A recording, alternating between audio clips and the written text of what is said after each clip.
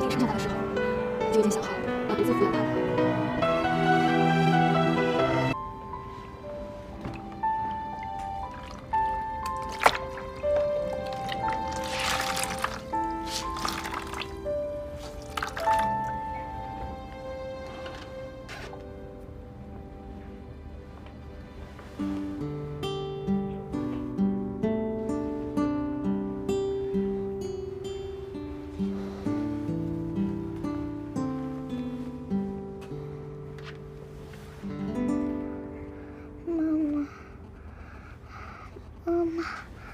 依琳，依然去上班了。妈妈，我不要妈妈去上班。妈妈，我难受。妈妈，妈妈。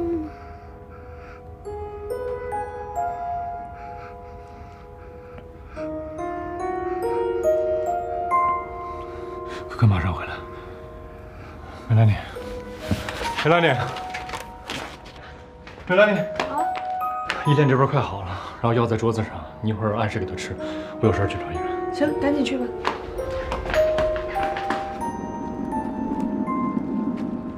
依然。啊？怎么了？依琳出事了吗？她是不是严重了？ 到底怎么了？你说话呀！你急死我呀！你依琳叫你妈妈。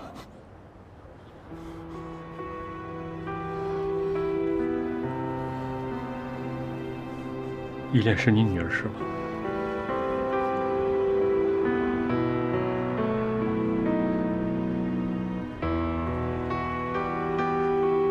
她也是我女儿是吗？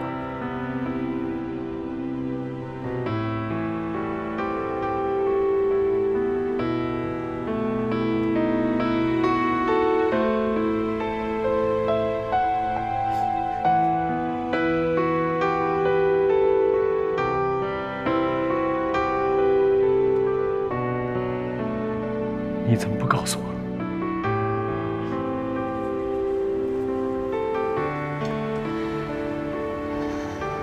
当我决定生下他的时候，就已经想好要独自抚养他了。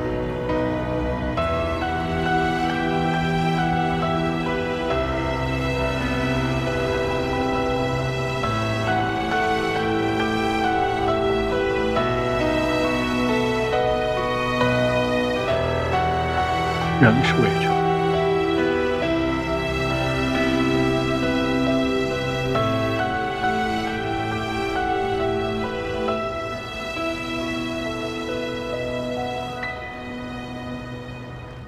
哎，这动画片你都看了这么多遍了，你不嫌烦呀？我喜欢看。依恋，哎呦，回来了。 没事了你啊？我看看。梅兰妮姐姐给我喝了口糖水，我就好了。是吗？那依琳，今天想玩什么？我晚上还有舞蹈课。咱不去上课了，和少宇帅哥好好玩，好不好？好吧，那你进我屋里去玩吧。我们进屋去玩，走。歇会儿再玩啊，这病刚好呢。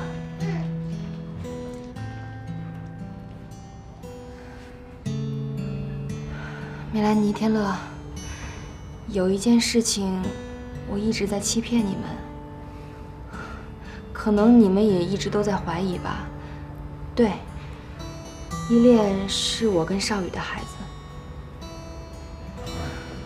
你们一直对我跟依恋都那么真心的照顾。 我还一直欺骗你们，所以我要跟你们说一声对不起。哎，你看，这样就没意思了。来来，坐吧，坐吧，坐吧，坐吧啊！这事儿呢，过去都过去了。我们也知道你有你的苦衷。现在这局势不是挺明朗了吗？就是我跟梅兰妮啊，我们俩得学着适应适应。是啊，我也是不得已才欺骗你们这么久的，希望你们能谅解。 没事儿，不管你和依恋什么关系，都是我们的。这侄女啊。哦，你这倒挺会攀关系的哈，少了个小妹妹，多了个小侄女，对不对？呀，这样一下辈分变了，你是有点不太适应吧？不是怎么着啊？心眼小啊，多个侄女还吃醋啊？怎么不行？不行不行啊！你怎么着？怎么着呀？对了，我还有一件事情想求你们。哎，你说。暂时不要让依恋知道自己的身份，毕竟他年龄还小，有一些事情忽然告诉他，他会接受不了的，会造成心理的负担的。那个你放心，依恋是你们的孩子，说不说也是你们的自由。依恋很可爱，其实我们都把他当成我们自己的孩子了。对。不管怎么样，我都要再谢谢你们。哎，你看你这样干嘛呀？干嘛呀？对了，起来。少宇帅哥，上次我说的小王子的故事，你回家有没有看？我有看，补习过了，现在我知道讲的是什么内容了。上次老师说到了第5个星球，小王子去第5个星球看到了什么呢？你能告诉我吗？小王子来到第5颗星球，他发现这个星球上只有一位点灯人和一盏灯。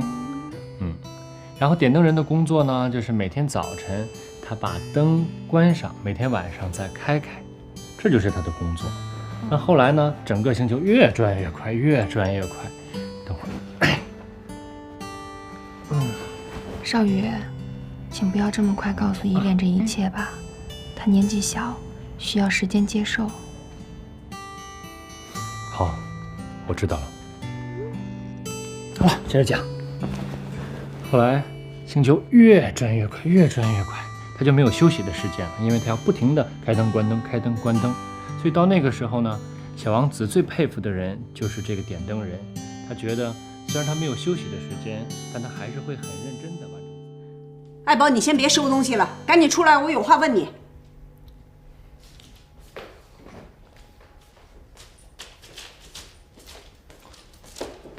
什么事儿？我好多东西没收着呢。你孙叔叔怎么回事啊？哎，怎么我给他打那么多电话，一点面子都不给呢？你看你都晒成什么了，怎么还让你出去工作？不行，我再给他打个电话。哎妈，你给我留点面儿啊，留点面儿。你看你儿子都这么大了，你有点事儿就往公司打电话，同事都笑话我了。再说了，你看怎么不派别人去啊？单派您儿子去，那是看得起我。孙叔都跟我说了啊，说这回这事要干好了，我就能升职，而且还有奖金呢。升职啊？你孙叔叔说的？啊？哎，这可是你工作以来第一次升职啊！哎，这个机会不能放弃。要去。你赶紧洗澡，我来给你收东西，你别收了啊。升职是好事儿。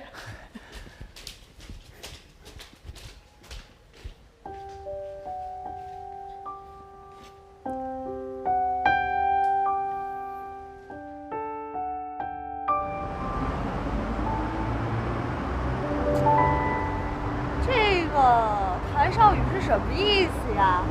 把我们叫过来，自己迟到。这家啊，应该送依恋上学了。人家现在当爸爸的人了，理解万岁啊！我现在想起来都觉得特别神奇。当今社会，居然有一个女人改名换姓，偷偷生下孩子，以妹妹的身份隐瞒住了身边所有人。哇，这种智商可不是一般人能完成的，就跟那种搁在国外绝对是女特工柯克伯之类的。哎，看人依然，再看你，没法比啊！我怎么了？不管是从这智商到情商，你说你跟依然能比吗？咱就说这女人啊，得经历多少事儿，才能把这么多内心丰富的情感隐藏这么深啊？平时是啊看不出来，其实内心早已波澜壮阔。你想想啊，我觉得依然吧，其实挺让人心疼的。哎，这人家的媳妇儿，你心疼什么呀？你这种看到漂亮姑娘就心疼的毛病，可不可以去治一治？我，哎，不好意思，来了。我这一大早晨先去把依恋送到幼儿园，又去超市把这个月工资给结了，够折腾的。这是我认识的谭少宇吗？现在柴米油盐酱醋茶什么都自己来了。说吧，找我们俩来干嘛呀？走吧。那天吧，你跟我说我求婚缺少点诚意，我想了一下，还真是这么回事。所以今天我把这个月工资都领了，打算买一枚钻戒，正儿八经的求一次。行啊，学得够快的呀。哎，我问问你啊，你有多少钱？都在这儿了。你别凑热闹，给我选啊！最好就是最贵的。就用你说啊，你是奢侈品专家，你不给我选一个性价比高的？要选4C 标准的，颜色净度切工克拉。那个服务员，你好，要性价比高的。这款是我们店销量最好的，工艺是8星8钻，您看看喜不喜欢？这是什么级别的呀 ？VVS 级的。性价还可以，性价比最高的是 SI 和 VS 级别的。那个我打断一下啊，这是我数错了还是你给错了？一共2400，你就买钻石，这买盒也不够啊！这个我这个月工资就这么多。行，我帮你吧。哎，店里能刷卡吗？当然可以。哎，你干嘛？我结婚，我求婚，你给我的新娘买戒指啊？不是你，你问问人家，咱店里有2400的钻石吗？近期没有。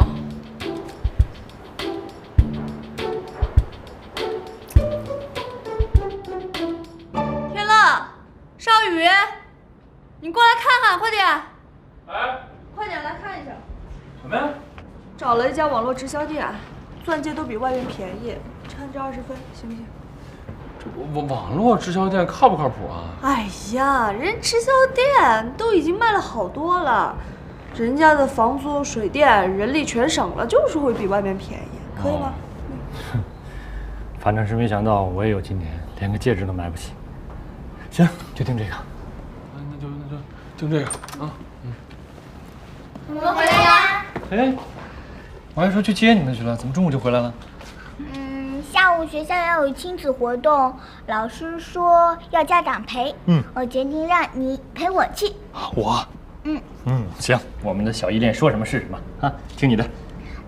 我先回屋换身衣服去，你也换身漂亮的衣服啊。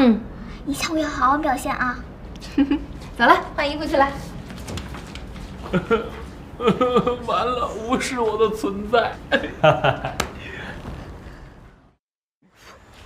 少宇哥，今年咱俩配合的真默契，第1名。对啊。你说是你聪明点还是我聪明点？当然是我，没有你聪明啊。我觉得是我俩一样聪明。用我新学的一个新成语叫做不分伯仲。这你都知道？那谁是伯，谁是仲啊？等会儿。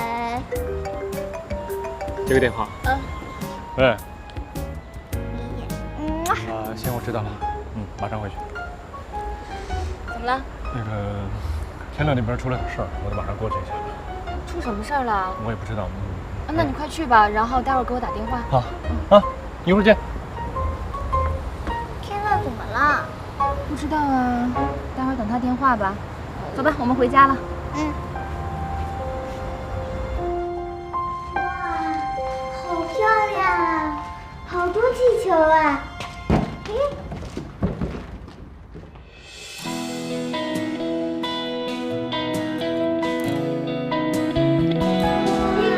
来，快点！哎，怎么回事？你干嘛去啊？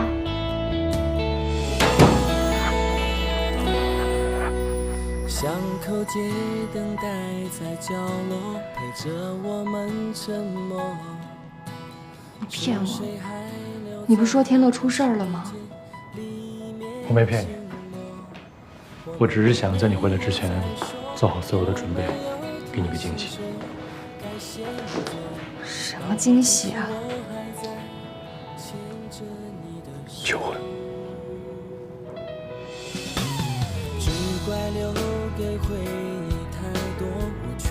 少宇，你想好了吗？这一切是你想要的吗？为什么这么说？觉得你真傻，你真的不应该为了我离开公司，也不应该为了陪伴我去超市当一个搬运工。你应该回到原来的位置。我原来的位置，就是在你的身边去照顾你、陪伴你。因为误会，我缺席了8年。现在我回来了，我不相信你真的愿意让我再回去。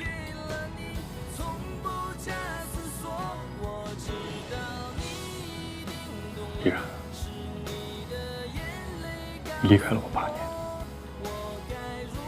这8年里，我只知道你离开了上海，有了我们的孩子。我不知道你为了这个孩子，你到底受了多少委屈，我也不敢想。我不敢去试想你这8年里的生活，因为每次想起来，我的心会很痛，特别的痛。我恨自己无能，不能去好好保护你。我不想再想这些，因为我又重新拥有了你跟依恋。我只想好好珍惜你们俩，把1天当做2天来过，这样我才能把这失去的8年全都追回来。想好了吗？可是我真的不希望你为了我放弃原本的生活。什么是原本的生活？我现在拥有的一切才是我想要的生活，这才是生活，我想要的生活。我是一个男人，我不想做一个傀儡，什么都听别人的。我想变得有担当，有责任，这是我想做的，而我现在也做到了。我要好好把握它，所以以后无论你在哪儿，那儿就是我谭少宇的家。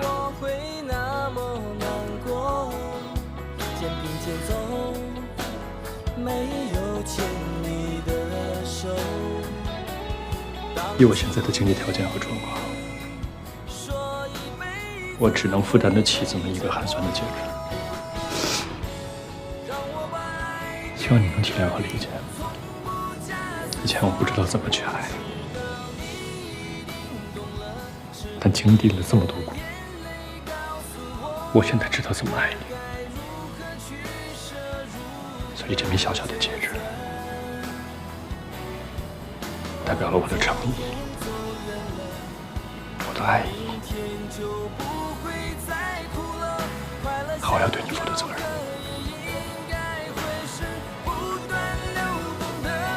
从这一刻起，我把自己的心交给你，也希望你能把你的心交给我，好吗？但是你却说了，他怀抱是多么暖和，是不是忘了我，你会更快乐？是不是忘了我，你会更快乐？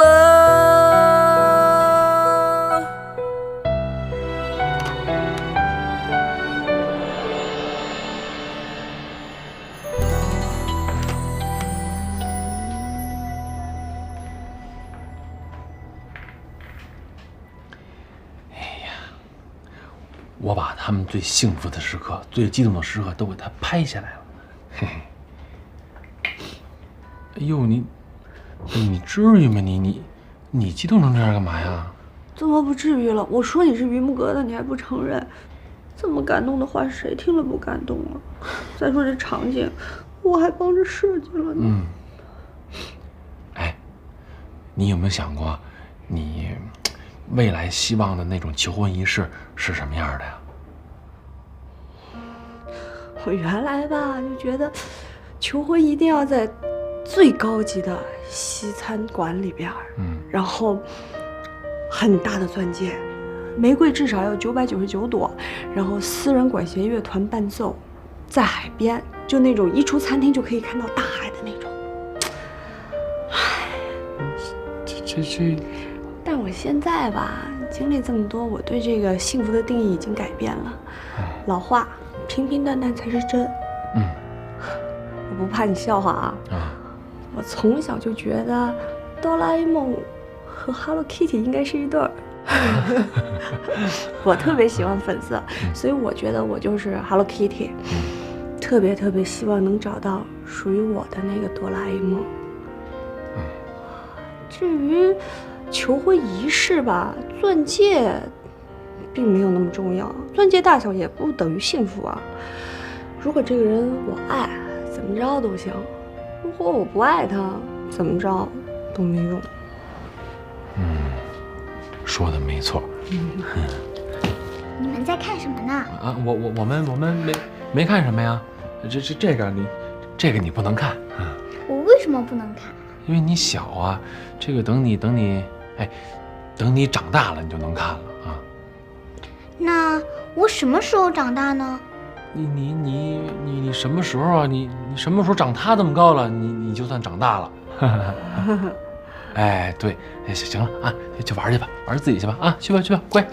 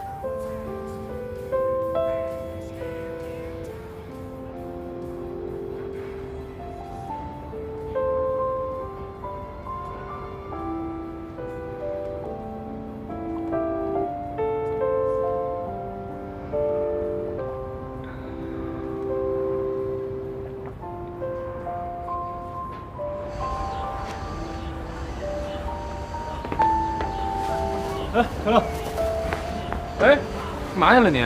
依然干洗的衣服帮拿回来。哟，这才多长时间呀？刚表白完就晋升成这家庭妇男了。不是，这男人跟女人一样，一旦跟自己喜欢的人在一起了，你干什么都不累，都愿意。哎呦我的妈呀！你是我认识那谭少宇吗？啊，是啊，只不过这谭少宇现在见不着依然吧，真是吃不下睡不下。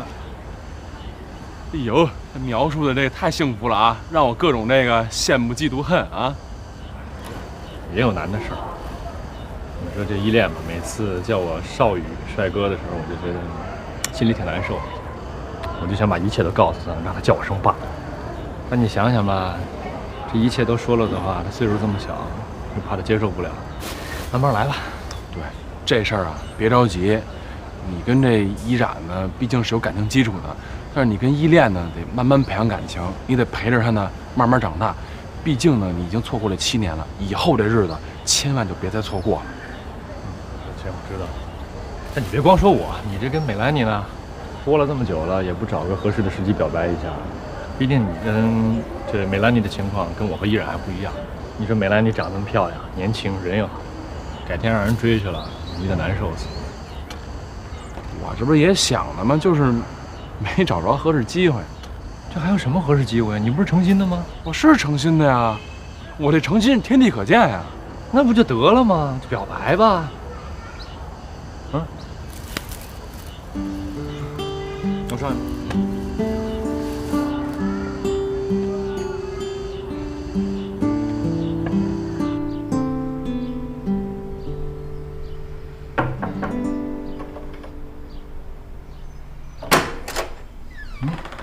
经理来了啊，来进来。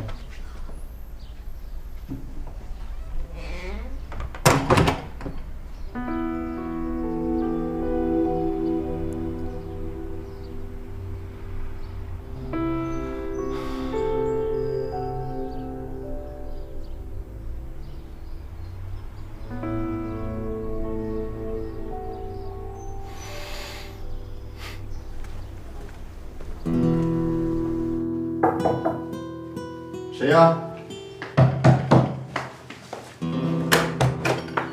你找谁？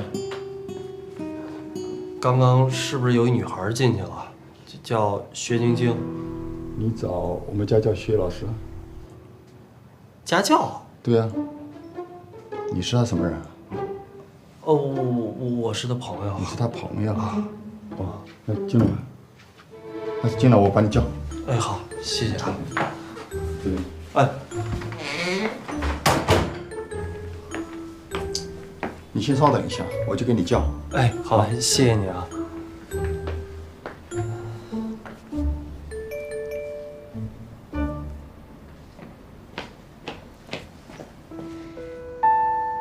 你怎么来了？我不是，我那个，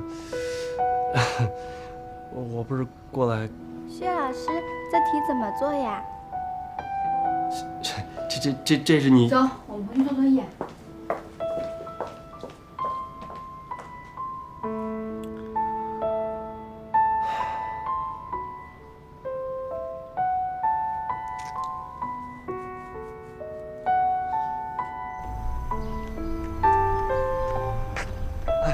晶晶，对不起，别拉我，是我误会你了，是我不好。你是不是特别恨我？要不然你打我一顿也行啊。我为什么要打你啊？咱俩什么关系啊？蕾蕾，我告诉你，从你上次跟踪我开始，咱俩就一点关系都没有了，听清楚了吗？不是晶晶，别再跟着我了。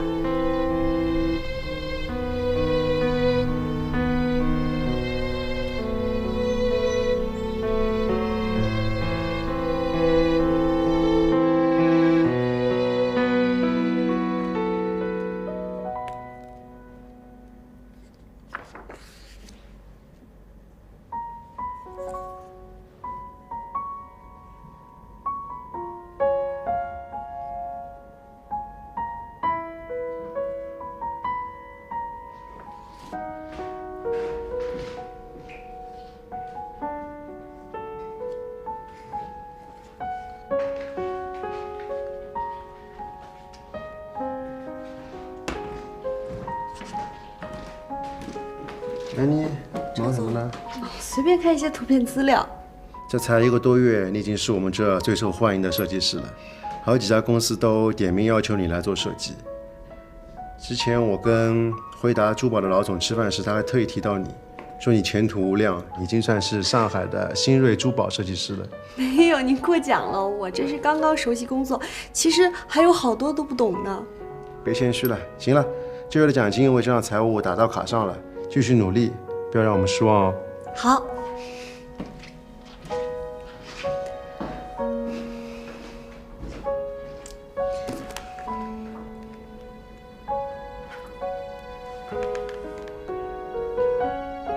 喂，天乐，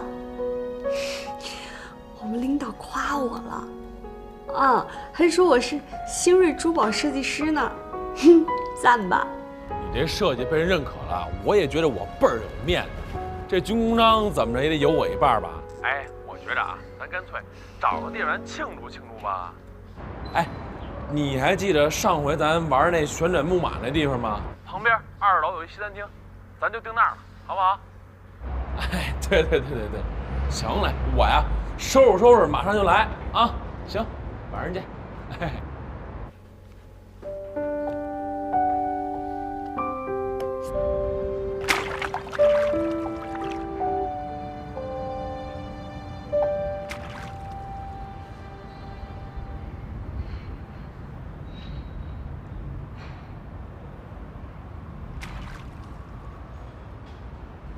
么着？有什么事儿想不开，非要跳河自杀呀？啊？我又跟踪薛晶晶去了。啊？她去人家公寓里边，是给人家当家教去了。我误会人家了。哎呦，你误会人，你赶紧跟人解释一下，把误会解开不就完了吗？我解释了，他不听，他让我以后别再找他了。我觉得薛晶晶这回都快恨死我了。不是你吧？你这误会啊，闹得有点大。我估计人薛晶晶呢，一时半会儿啊还生你的气呢。你先得想办法把这气儿给消了，再跟人好好道个歉，没什么大不了的啊。我就不明白了，你说的当家教，他为什么不告诉我一声啊？我都跟他说了，我能照顾他。你说他那么玩命挣钱干嘛呀？没准呢，人家有自己的苦衷。我觉着啊，你把这事儿啊问问清楚，别把这误会呢越闹越大。我觉得他这回啊是肯定不能再理我了。听我的，别气馁，相信你自己。你呢，得让他感受到你的诚意啊。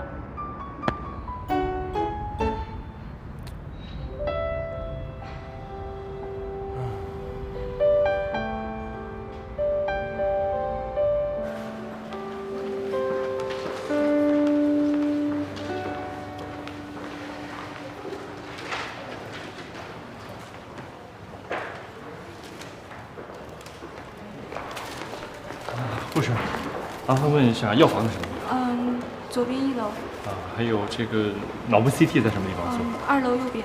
谢谢啊。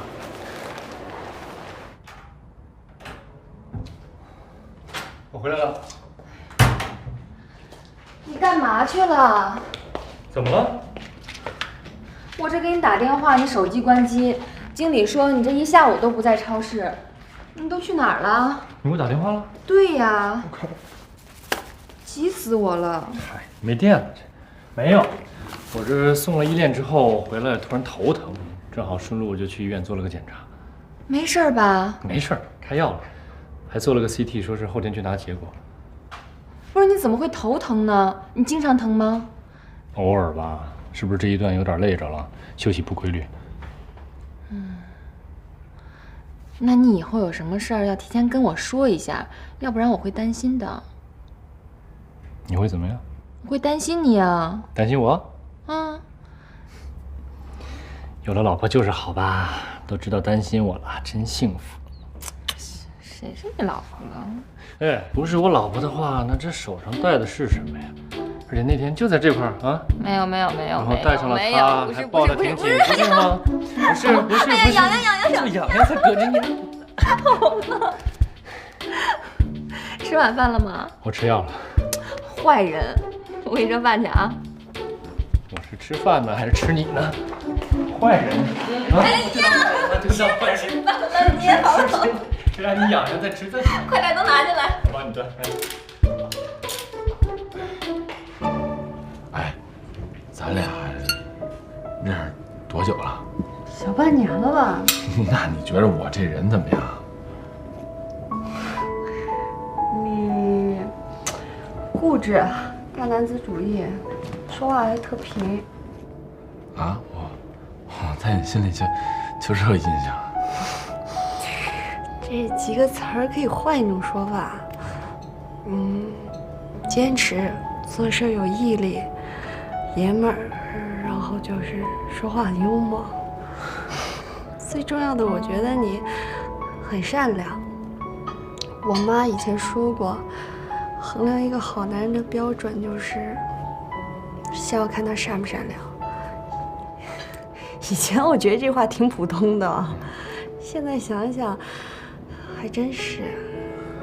如果一个人善良的话，就不会去伤害别人，即便他具有伤害别人的能力。那你觉得我怎么样？就是一开始啊，我觉着你有点那个目中无人，有点那个娇气，那个有点那种被人宠坏了大小姐的感觉。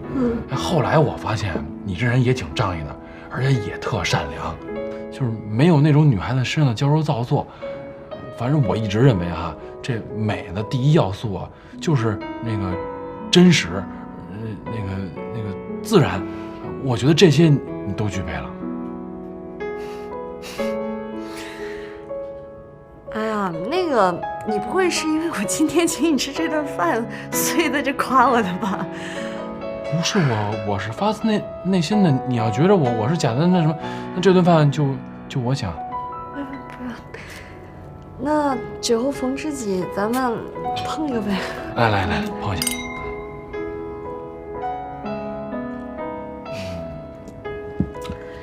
吃好了吧？吃好了，要不咱下去走走，消化食。去哪儿啊？就下面随便溜达呗。行，走。我能有现在，其实要特别的感谢你，陪我找工作，陪我熬夜，帮我画图纸，每天还要忍受我各种吐槽。突然间这么跟我一客气吧，我还有点不太适应。其实啊，我什么都没做。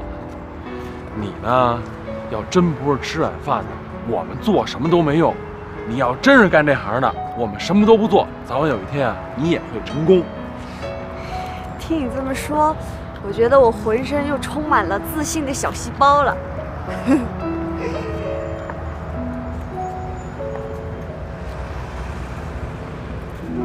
明天了。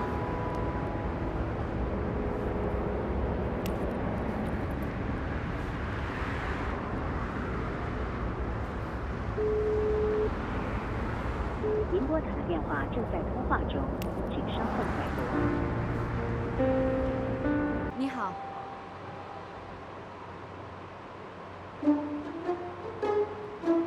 哎，我已经看见咱这青年才俊了啊！咱这青年的发型都快赶上那 Michael 了吧？我离这么远都能看见那个满脑袋的那头皮屑呀！还说28岁，这往好了说也得接近40了吧？最重要的是，这长相也忒颠覆了。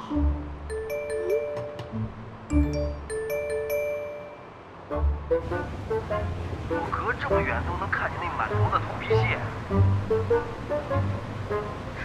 不好意思啊。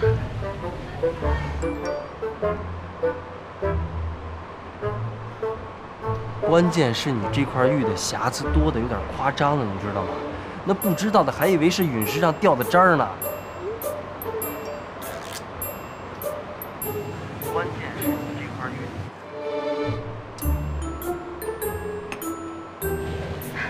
不好意思啊。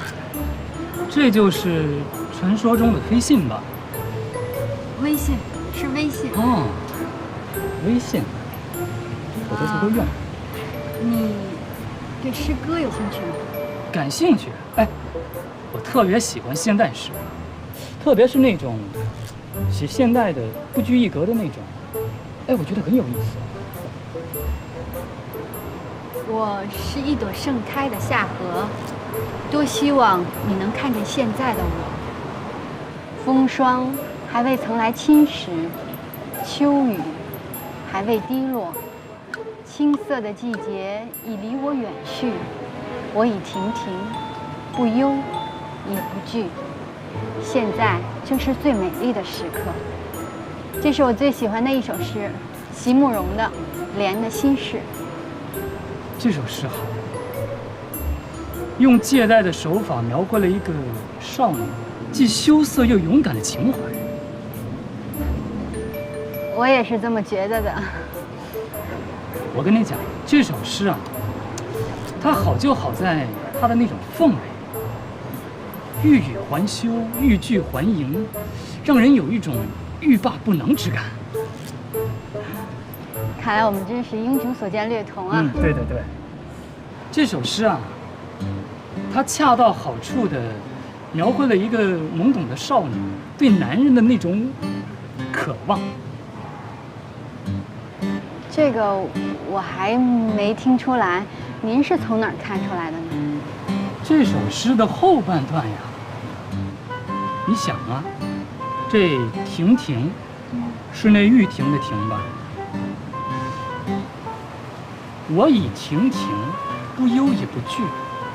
那接下来干啥？接下来就是迎接她那最美好的时光。不过我觉得吧，这女孩是不是有点缺乏生理常识？这亭亭这种东西通常都是事后吃的，这事前吃吧，我觉得都没什么用，这不能保证100%管用啊。这我意亭亭不足以表达不忧不惧。我觉得这女人啊，对计生问题还是应该重视。所以我觉得这首诗的，她是不是得改一改？但是怎么改呢？哎，改成我以涕涕，就是那个套套，你懂的。改成这样，它就符合了那个我意亭亭不忧不惧。哎，你觉得改得怎么样？变态吧你啊！嘿，你这什么意思呀？你当你17、18岁小姑娘呢，跟我这装什么厨啊？我这请吃饭还请出问题来了。给你买套的。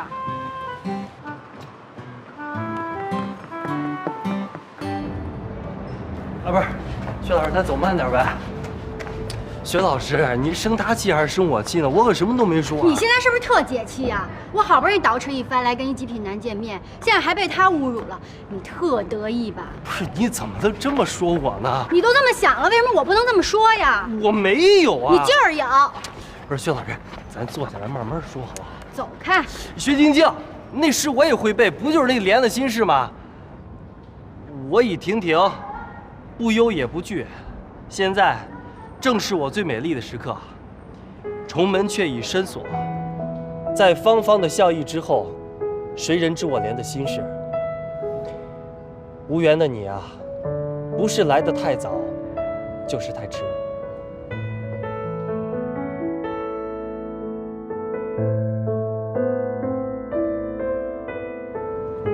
你怎么也会背这首诗？薛老师，虽然我呢不是什么青年才俊，但是眼巴前的诗呢，我还是会背几首的。太讽刺了。讽刺？你也知道讽刺啊？那我拜托你以后就别再轻信媒婆的话，满世界出来相亲好不好？你要知道，这莲的心事不是谁都能懂的。最起码，你不能把这么清新典雅的愿望寄托在这么俗不可耐的相亲上面吧？那你什么意思啊？你就是那超凡脱俗的人是吧？我可没这么说。手里的什么东西啊？没什么。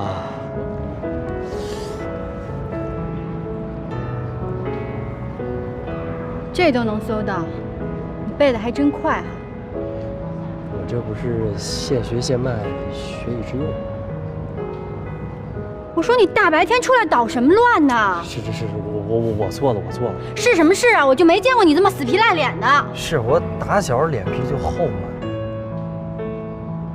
习先生的名字你都能说错，小学语文、数学老师教的吧？是，不是，体育老师教的。请我吃饭。好嘞。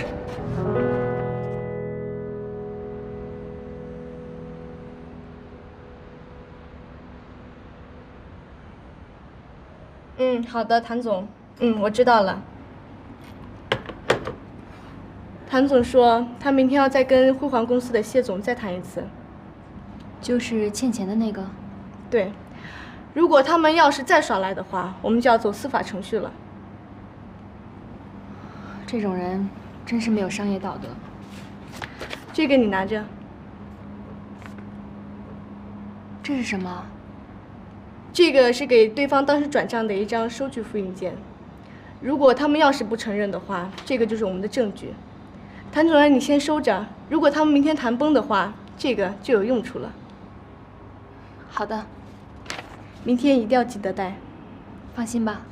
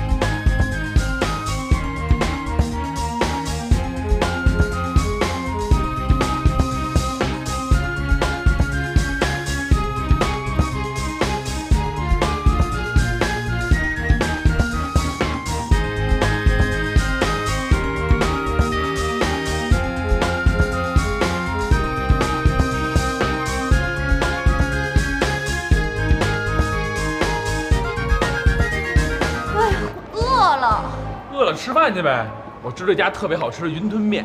不要，我请你吃大排档吧。大排档？行，那走呗。我挑定。啊？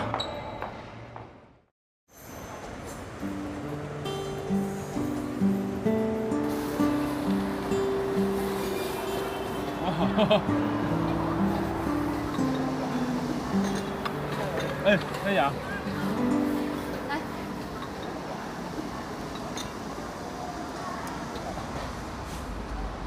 其实我没来过这种地方吃饭。那干嘛带我来呀？我就想感受一下这种露天的、没有遮拦的感觉。这话听着有点意思。来，我找不着工作都是我的问题，不赖你。不过你为我做的一切，全都看在眼里。谢谢，我干了。太煽情了吧，有点肉麻了啊！哇，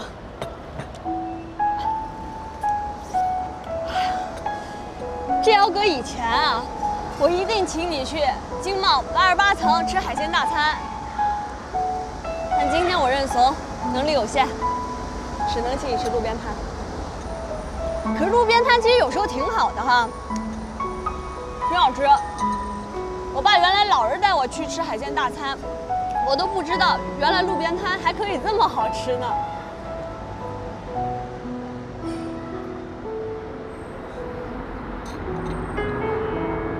哎，你慢点喝，那个没吃东西，一会儿该上头了。哦。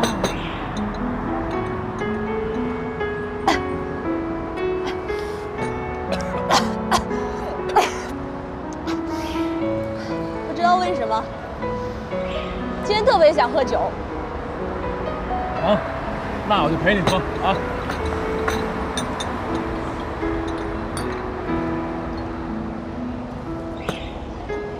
我怎么就这么没有能力呢？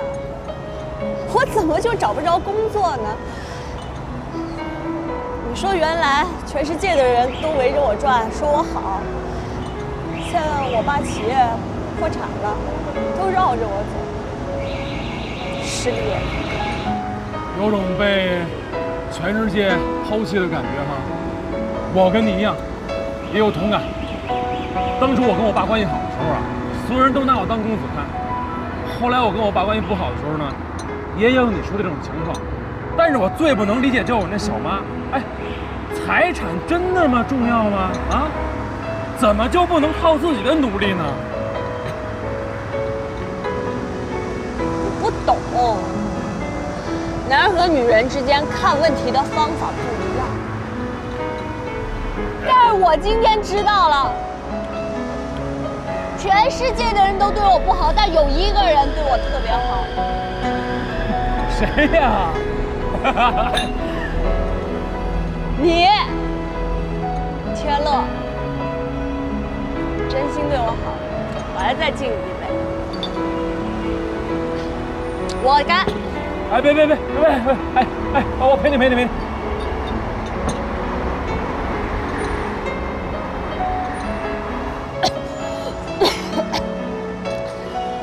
我就不明白了，我错哪儿了呀？难道没有一个有钱的老爸，我就什么价值都没有了吗？啊，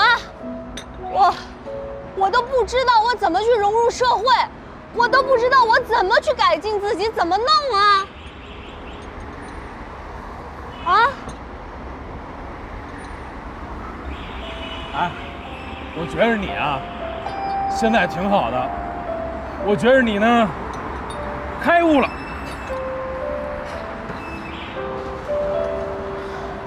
你这是怎么讲呢？我有点上头了啊，我直说了啊。以前的梅兰妮呢，不食人间烟火，整个世界里都是阳春白雪的感觉，缺营养，病态。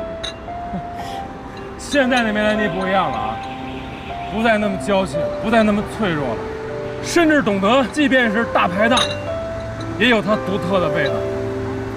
当你把自己放下身段看这个世界的时候，你会发现有很多你用心都感受不到的美，就有一种那种第二次生命的感觉。怎么搞的呀？一个路边摊都说出这么多大道理。来，为了重生，干！哎，就好比这酒杯啊，当你倒满酒的时候，人们会说它是一杯酒；当你倒满水的时候，别人会说它是一杯水。可当只有它放空的时候，别人才会说它是一个酒杯，也可以被欣赏。但是我告诉你，你就是你，有钱也好，没钱也罢，梅兰妮就是梅兰妮，你都没有改变过。所以你要坚持你自己，不能放弃，行不行？行，冲你这句话！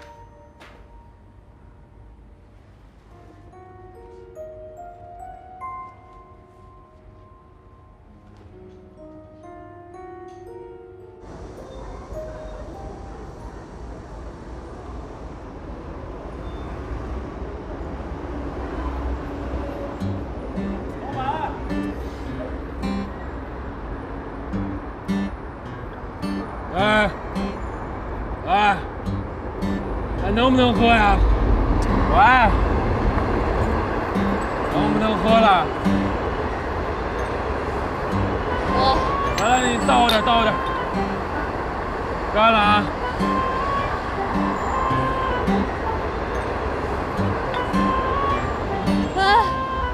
你拍照片呢？拍照片？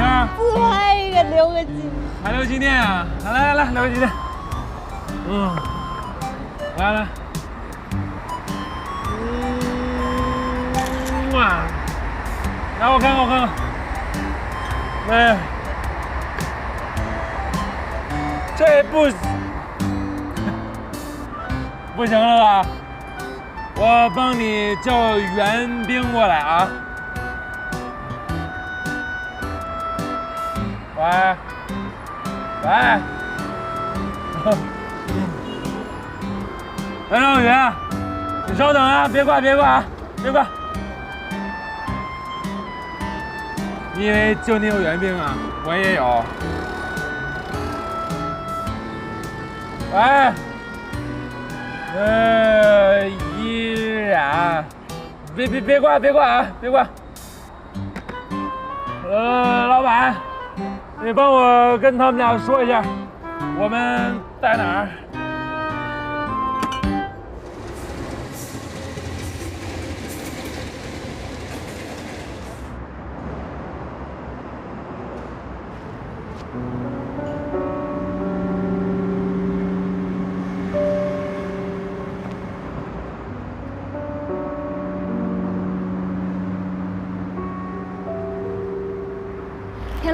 天乐，快醒醒！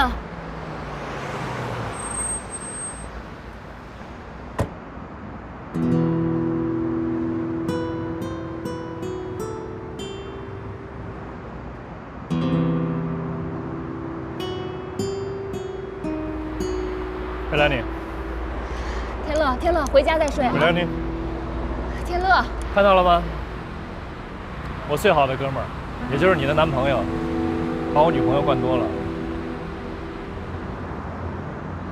看起来像是你的女朋友很能喝，把我的男朋友灌醉了。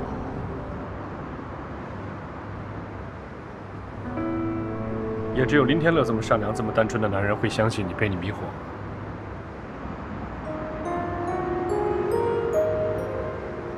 谭总，您说什么呢？我说你接近林天乐有目的，什么目的？说吧。怎么不说话？不敢啊？我告诉你。只要有我在林天乐的身边，你休想打他的主意。我不会让你计划得逞，明白了？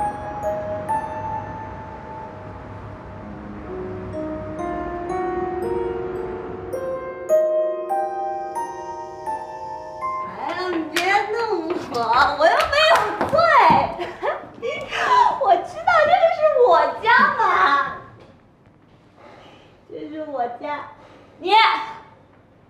林天乐，我佩兰妮。哎呀，你知不知道？你知道，你是我见过怂的，我见过怂的，但我没见过你这么怂的。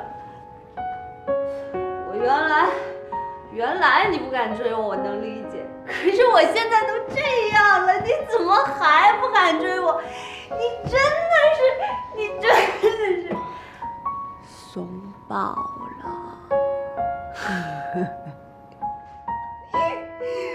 我知道你喜欢我，我今天都听到你的心跳了，扑通扑通扑通扑通，有没有？有木有？有木有？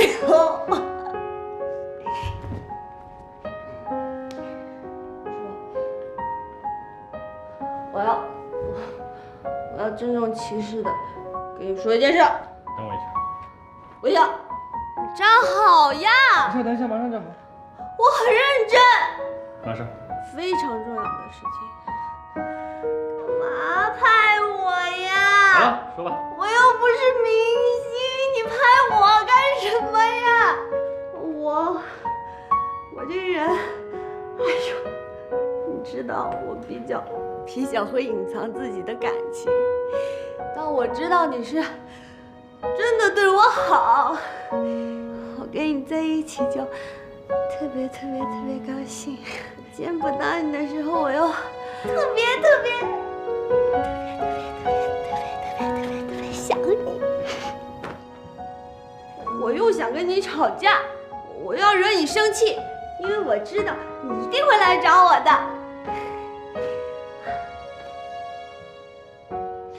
好啦，哎呀，不拍了，我认输了，不行吗？我认输了。好了好了，乖乖了。我等不到你跟我表白，等不到。我来说，我喜欢你。想吐是吧？你别去。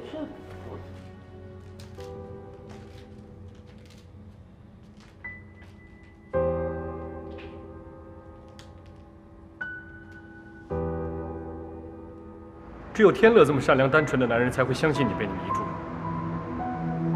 我告诉你，只要我在天乐身边，你就别打他的主意，我不会让你的计划得逞。你不可能嫁到我们家，他马上就要结婚了。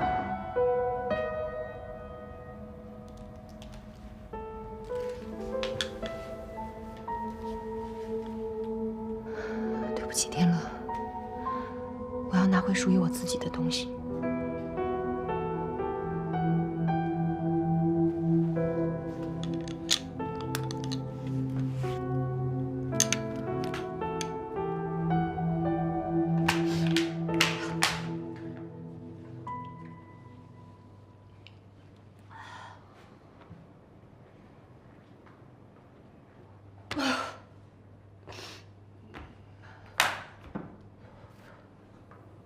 没事，你走吧。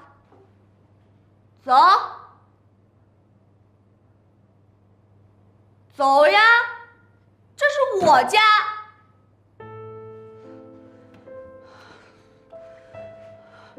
这里是我家。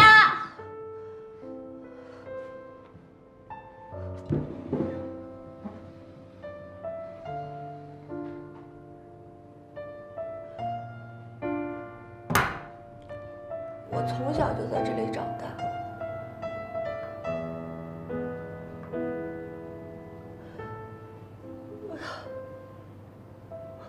我想我妈，想我妈给我做的那个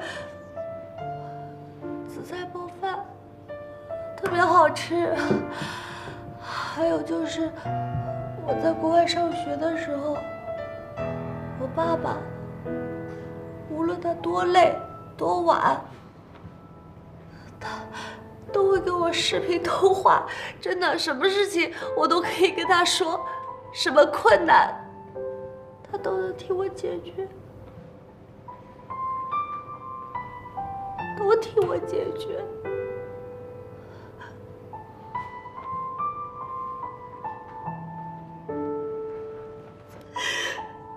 我想我爸爸妈妈，我要我爸爸妈妈，我要他们，我要我爸爸，你看我不要，我什么都不要，我要我爸爸，我要我爸爸，你走！我知道，你要干嘛？你要你爸妈？你爸妈不要你了是吗？他们比谁都想你，比谁都担心你。20年了，你干什么了？什么挫折都没受过，一直活在他们给你制造的真空玻璃罩里面。你会什么？什么都不会。哭有什么用？我说你哭有什么用？就因为这样，你要这样脆弱下去，连尊严都不要了是吗？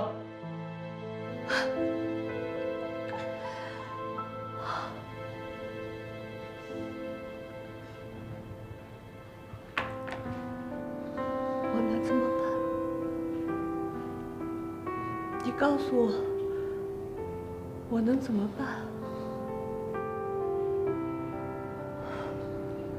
什么都不会啊！我什么都不会，我也想自立，可我怎么办呢？这几天我去找工作，我才真正知道了。什么叫做我的那些骄傲、自负、自信全被击垮了？我全都被击垮了，什么都不会。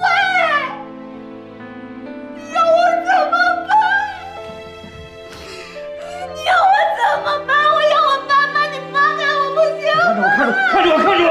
我不要！睡觉，睡觉。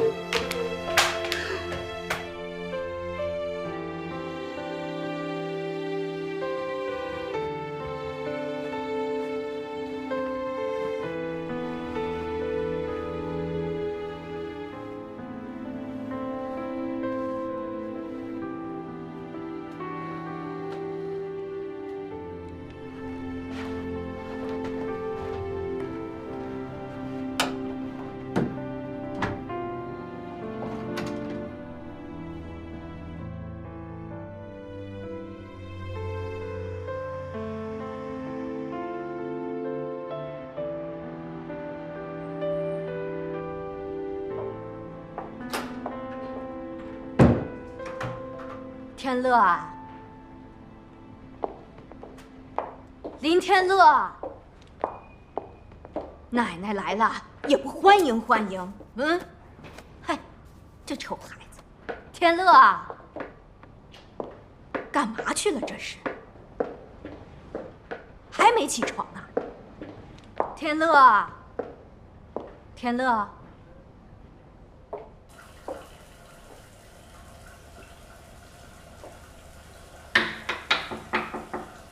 林天乐，是奶奶吗？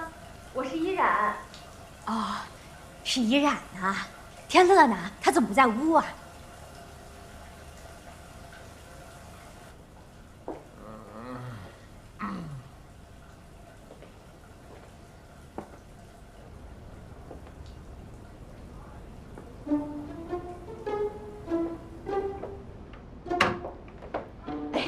哎，天乐。醒醒！哎呦，孩子，你醒醒啊！醒了醒了，干什么呀，奶奶？你都干什么了？那干啥了，奶奶？哎，你看你睡哪儿呢？你呀，睡到人家依然房间里了。我怎么睡依然房间了？啊，你想想，你昨天晚上干什么了？哎呀，我昨晚喝多了我。哎呀，你再想想，喝多了怎么就到这儿来了呢？是我喝多了我喝多了，我哪想起来我到这儿来了我。好好想想，想想喝多了怎么就睡到这儿来了？之后又怎么了啊？不是我哪知道怎么了？我那谁那依然呢？他在洗澡啊。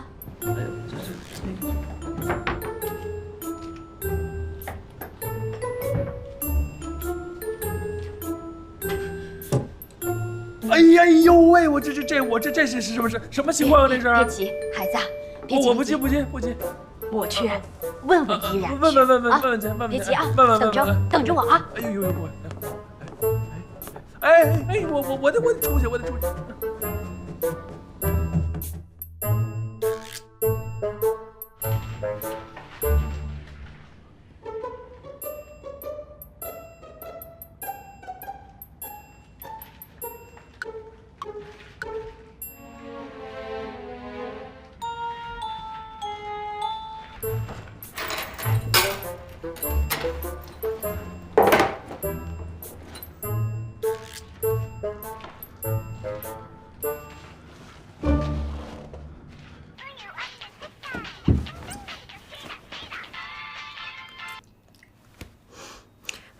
喂，你醒了？哎，这是昨天晚上什么情况啊？你昨晚忘了？你昨晚可过分了。什么叫可过分了呀？反正就是很过分。不是，咱俩别跟这猜谜语了，行吗？你就说怎么过分了。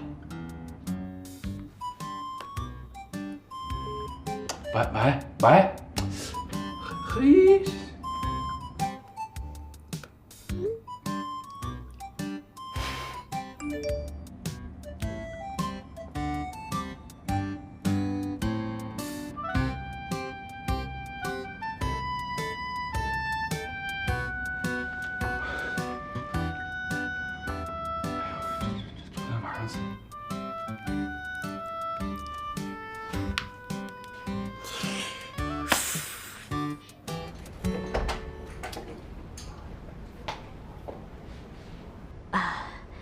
依然，奶奶有话要问问你。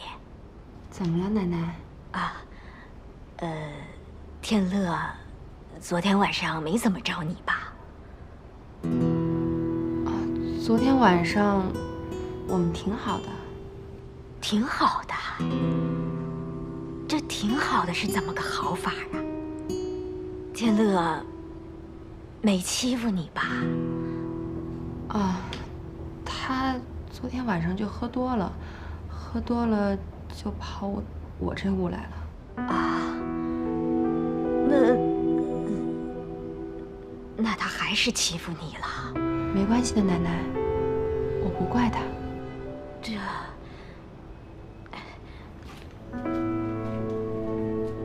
哎呦，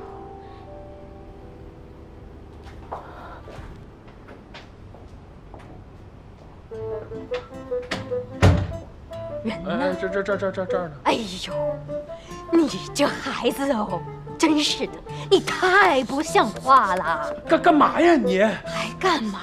人家依然都承认了，你怎么还不承认呢？不是，承认什么了？承认？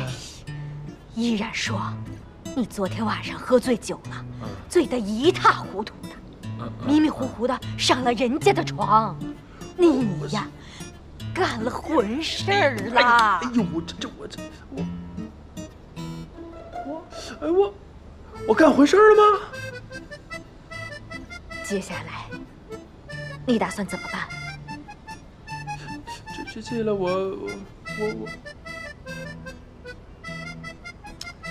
这么着，您先回去吧，这事我来处理，您家中间我没法弄这事儿，好吧？那你叫我怎么给依然交代呢？不用跟他交代，您直接走就行了啊。那我怎么能不管？哎，可以，行，听我说，你回去，听我的啊，听我的，回去，直接走就行了啊。嘘，走吧，直接走，别打招呼啊。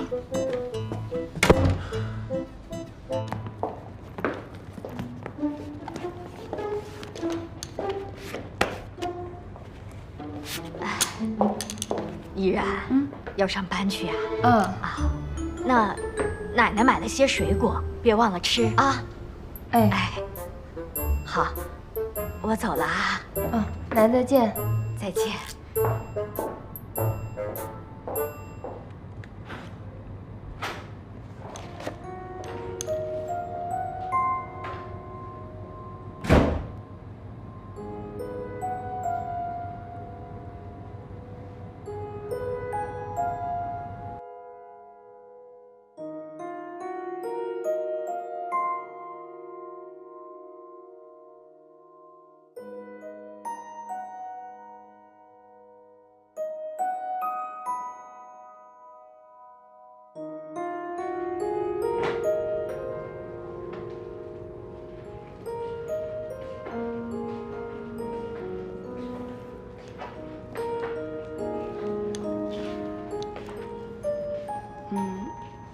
你再睡会儿吧，我上班去了。